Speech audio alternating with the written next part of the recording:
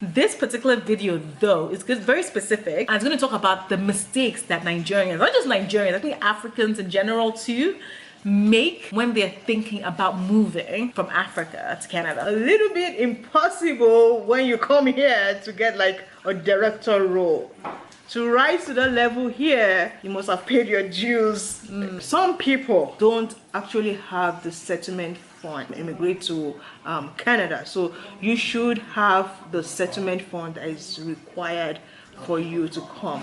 Using non-genuine documents to actually process, to send an application, whether that be their university degrees or that's their bank statements, which is a huge one I've heard. If you're found with fake documents, the Canadian Immigration Authorities can basically ban you from applying for 5 years. Agents, right?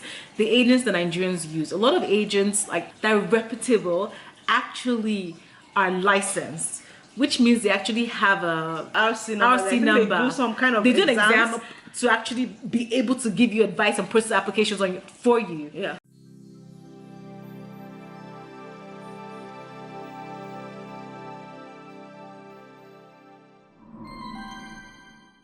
Hi guys, welcome back to my channel. If it's your first time here, my name is Sassy Funke and I'm a Nigerian travel and lifestyle content creator. In this particular sort of episode video, I'm here with one of my Canadian friends, Tinuke. I'm actually right now here in Regina, and I'm sure you've probably seen other videos of sort of like the Canadian immigration story and also answering your Q&A. This particular video though is very specific and it's going to talk about the mistakes that Nigerians, not just Nigerians, I think Africans in general too, make when they're thinking about moving from Africa to Canada. So when they're still applying or thinking about the process, we're going to be talking those mistakes and we're going to talk about 6 of them and we're going to discuss them. And if you find that you're making any of these mistakes currently, leave me a comment below so I know that you're in this, you understand this. And obviously we're going to be telling you about ways to actually rectify those mistakes so that your journey to not escape but leave to Canada is smoother, easier and better. So yes, so short intro again. I'm still Tinuke and I live in Regina, Saskatchewan. Okay, nice to be here again. Nice to have you here. Number 1, what is the biggest mistake you think Nigerians make when they're thinking about moving to Canada from Nigeria? I personally would say it's poor research. Before you do anything, I think you should research on what you want to do. The CIC website tells you everything you need to know to immigrate to Canada. So if you research on that, you at least have a knowledge of what you want to do, even if you want to use an agent. So you don't leave everything in the hands of some agent. Do your research, and you might even find out that you don't need an agent. You can do it yourself. So that's, for me personally, that's one of the great mistakes we make. I've seen this a lot in terms of my friends that have moved, planning on thinking about moving to Canada. Second point is that I feel like they have super high expectations because a lot of them have super big jobs in Lagos and they're like, I'm a skilled worker, so the kind of jobs I should be getting when I get there. And from what I've heard, a lot of people, the reality of what they do when they get to Canada or what they first land into versus what they were doing before is like 2 different spectrums, right? Is that something you've seen too? Yes, I have. So if you are like a director in Nigeria, I'm not saying nothing is impossible, right? But it is a little bit impossible when you come here to get like a director role. To rise to that level here, you must have paid your dues. Fine, there's nothing impossible. Maybe 1 out of 10, I would say. I would really advise that you take it 1 step at a time. Okay, take it a step at a time and you would surely get there. I'm not saying you cannot get there. You would surely get there, but don't jump the guns. Like, take it a step at a time. You just would manage your expectations. Yes, manage it, right? And I'm not saying you shouldn't have a vision, like a big dream, a big vision. Yes, you can, but brothers, sisters, daddy, mommies, aunties, uncles, we can just take it a step at a time. You would surely get there. So another issue that I see is that some people don't actually have the settlement fund. If you go on the immigration website, the CIC website, it will tell you how much you need as an individual. I think that is 12,500 if you're just one person. If it's 2 people, it's about 15 or 17. I'm not sure if it's 3, it's 20 something.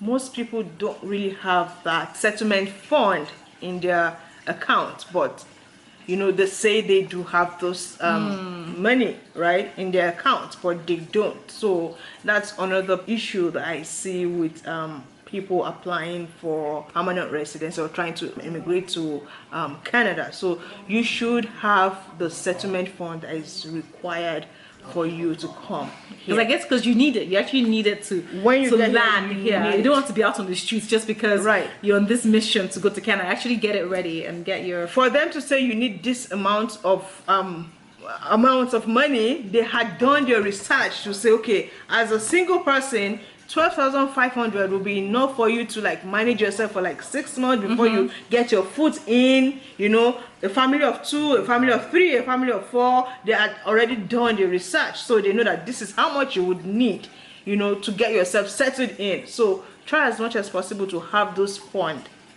in your account ready. So the next point I would add here is a big mistake a lot of Nigerians make is actually using non-genuine documents to actually process, you know, to send an application, whether that be their university degrees or that's their bank statements, which is a huge one I've heard, you know, people do, because the implication of that is that if you're found with fake documents, the Canadian immigration authorities can basically ban you from applying for 5 years. Yeah. And that is something you don't want, right? So that's it's in your record, and after 5 years, when you come back to reapply, there's always a question like, have you applied before? You have to say yes, and then that might make them search more or dig more. Okay, why did we refuse this person right. in the first instance, right? So you don't want to leave a negative imprint on your name or on your application or your process or something. Yeah, so don't do that. So another one I would say here is if you've ever been refused a visa to any country, because I think on one of the forms they would ask if you've been refused visa to any of I think US, UK or any other country, say yes if you have been refused before. Don't say no, because if you say no, that is misrepresentation of information and that would result to a ban or something. So say the truth. You saying yes doesn't mean you are not going to get the visa. You would still get your visa if you follow all the process that you need to follow. You would still get your visa. So do not lie. Say yes if you've been refused a visa before. Yeah, and that pretty much sums that. I think one thing I would add in terms of a huge mistake Nigerians make, and it has to do with agents, right? The agents that Nigerians use. A lot of agents, like, that are reputable, actually are licensed, which means they actually have a RC number. They do some kind of they do an exam to actually be able to give you advice and process applications for you. Yeah, and they're all listed on the CIC website. These agents are all listed on the CIC website. So if you go to an agent, ask for their, I think it's RC number. Yeah. Once they give it to you, go on CIC website and research, check on there for that. And unfortunately, I don't know how many of sort of professionals like that have those agents in Nigeria that have those numbers, but it's at your risk, because if they don't have that number, whether they're rogue or not, you don't know. But if you want to be assured of one, make sure you use one from the registered list on the CIC website. Right. Okay guys, so that's pretty much it in terms of the mistakes that Nigerians make when they're planning and thinking about moving from Nigeria to Canada. I really hope it's been very useful. I really hope a lot of you have taken a lot from this. Like, you know, we want you guys to make the move easy, well, seamlessly. Don't get in the wrong hands. You know, be smart, educate yourself. Like, an agent is a human being just like you. Just do your own research too, so that when an agent is telling you something, you can verify and feel like, you know what, I know what's going on. Don't just go blindly and think, you know, I have money, let me throw it at something. Right? Yeah, do your research. Everything you need to know is on the CIC website. You might end up not using an agent. A lot of people don't, and they make it here fine. So definitely that's something to think about.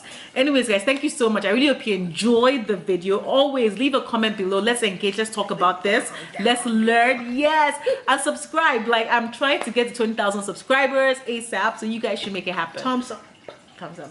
All right, guys, thank you. And I will see you on my next video, which is going to be a video where we're actually discussing the mistakes that Nigerians make when they actually are already in Canada. Because getting here is one thing, but being here successfully and like, you know, sort of advancing is a different thing. And we're going to talk about that. So I hope to see you on that video too. Bye. Yeah.